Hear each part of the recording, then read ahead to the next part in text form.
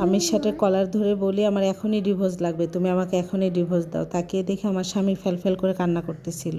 সে কান্না করলে আমার কি আসে যে আমি তার করবো না সংসার, খাবো না তার আমি ভাত।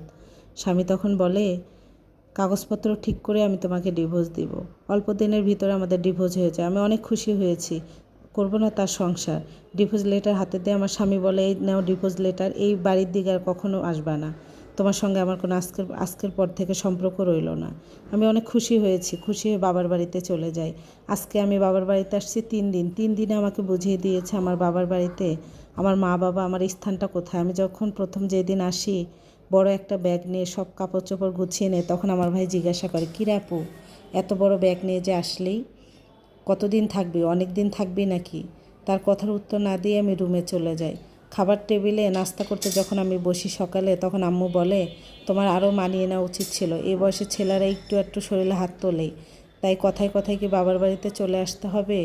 আম্মুর কথা শুনে বুঝতে পারছিলাম যে আম্মু আমার সাথে কেমন ব্যবহার করছিল, বা আমার এই বাড়িতে আসাটা কতটা আমি গুনাহের মতো কাজ করেছি। এই বাড়ি থেকে আসার থেকে আমার মৃত্যু অনেক ভালো ছিল, আমার মরণ হলেই বোধহয় ভালো ছিল।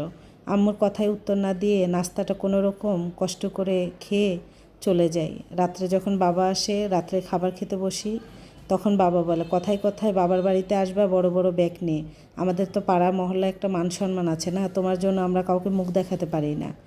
এই বয়সে ছেলেরা একটু এরকম করে, কম দিন তো হয়নি বিয়ে দিয়েছে, এখনও মানিয়ে গুছিয়ে নিতে পারোনি, তোমাকে আরও মানিয়ে নেওয়া উচিত ছিল।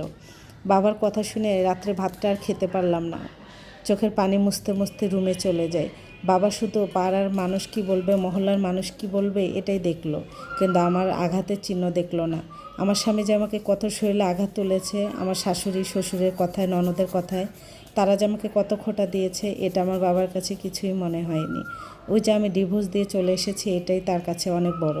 তখন আমার বাবা জানতে পারেনি যে আমার ডিভোর্স হয়েছে। রাত্রে যখন জানতে পারে মার কাছ থেকে আমার ডিভোর্স দিয়ে আমি একবারে চলে এসেছি, বাবার মুখের চেহারা আরও অন্ধকার হয়ে গিয়েছিল। বাবা নাকি সন্তানকে হাজার বিপদও আগলিয়ে রাখে, কিন্তু আমার বেলায় জানেন আপুরা, অন্যরকম ছিল। আমার মা বাবার আচরণ দেখেই আমার স্বামীকে আমি মাঝে মাঝে ফোন দিতাম, দিনে একবার করে, কিন্তু আমার স্বামী কখনো আমার ফোন রেসপন্স করে নাই আমার নাম্বারে। আমি যখন বিকালে হাঁটতে যেতাম, যেই মেয়েটা আমার বেস্ট ফ্রেন্ড ছিল, আমি তার আত্মা ছিলাম, সে আমার আত্মা ছিল। তার পরিবার আমাকে ভীষণ ভালোবাসতো। আমার স্কুল লাইফ থেকে আমার কলেজ লাইফ, আমরা দুইজনের কলিজা ছিলাম। আমি যখন বিকালে বাইরে হাঁটতে যাই, তার মা আমাকে দেখে আমার মুখের সামনে দরজা আটকিয়ে দেয়, তাকে বলে আমার সঙ্গে না চলতে, সে আমার মতো খারাপ হয়ে যাবে। ডিভোর্স হয়ে গেলে সত্যিই কি মেয়েরা আসলেই খারাপ হয়ে যায়? আমার স্বামীকে তারপর আমি প্রচুর ফোন করতাম, অন্য অন্য নাম্বারে, আশেপাশে নাম্বারেও ফোন করতাম, কখনো সে রেসপন্স করেনি। সে যে আমাকে খুবই অবহেলা করছে তা না, তার মা বোনের আমার শরীরে হাত তুলতো, কিন্তু সে আমাকে ভালোবাসতো। আমার ভাই 2 দিন পর পর জিজ্ঞাসা করতো, কিরে আপু, কবে যাবি, আরও কতদিন থাকবি? পাড়ার লোকে বিভিন্ন কথা বলে। এগুলো বলার পর কত সিম কিনে কিনে আমার স্বামীকে আমি ফোন দিয়েছি, টেক্সট করেছি, কখনো রেসপন্স করে না, কারণ সে বুঝতে পেরেছিল আমি ছাড়া কেউ ফোন দেয় না।